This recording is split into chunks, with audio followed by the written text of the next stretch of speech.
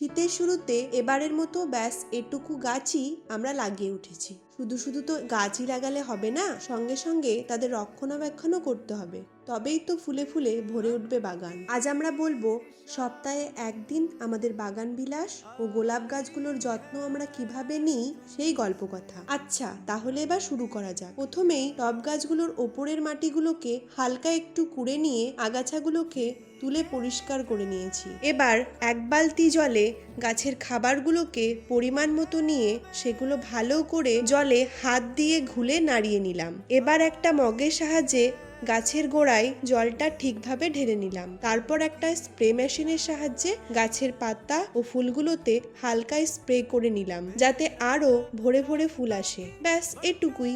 আজকের মতো বাগান বিলাস ও গোলাপ গাছের যত্ন শেষ।